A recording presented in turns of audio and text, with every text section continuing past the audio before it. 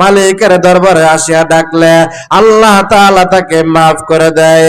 ও ভাই হারুন, এমন কি অপরাধ করেছেন ও ভাই, যে অপরাধের কারণে আল্লাহ রাব্বুল আলামিন তোমার হজ কবুল করতেছে না?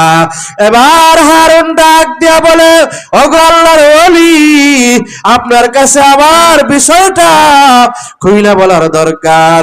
আমি এক মায়ের সন্তান, ছোট্টকালে আমার বাবা মারা যায়। আমার মা মানুষের বাড়িতে কাজ করিয়া করিয়া আমাকে মানুষের মতো মানুষ বানায়। আমার মা নিজে না খাই আমাকে খাওয়ায়। আমার মা ছেঁড়া কাপড় পরে আমাকে নতুন নতুন কাপড় পরিধান করায়। আমার মা আমাকে ভালো ভালো খাবার খাওয়ায়। আমার মা আমাকে নিজে না খাই আমাকে খাওয়াইতো।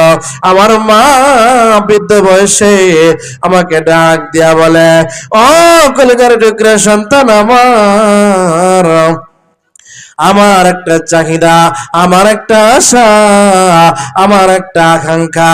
কি আশা রে, কি আকাঙ্ক্ষা? মা ডাক দিয়া বলে, ও কলেজের টুকরা সন্তান আমার, আমি তোমার বিবি দেখতে চাই। মায়ের আশা আকাঙ্ক্ষা পুরা করার জন্য এই সন্তান একটা সুন্দর বিবি বিবাহ করে নিয়ে আসলো। বিবাহ করে নিয়ে আসার পরে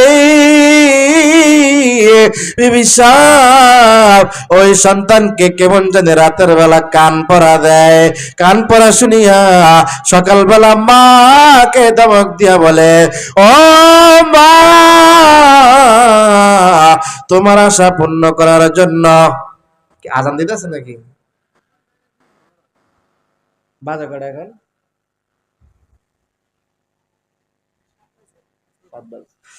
এবার এই সন্তান ডাক দিয়ে বলে, ও মা, তোমার আশা পুরা করার জন্য আমি বিবাহ করলাম। আমি বিবাহ করিয়া আমি একটু ভালো চলতেছি। আমার সুখকে তোমার সহ্য হয় না, আমার বিবিকে কি তোমার সহ্য হয় না? সাবধান মা, সাবধান, তুমি আমার বিবির সাথে বেয়াদবি করবা না। আমার বিবিকে তুমি তেমন কিছু বলবা না। আমার বিবির সাথে তুমি তেমন আচরণ করবা না, খারাপ ব্যবহার করবা না। মা ডাক দিয়া বলা, আব্বাজান, আমি তো তোমার বিবির সাথে তেমন খারাপ ব্যবহার করি নাই।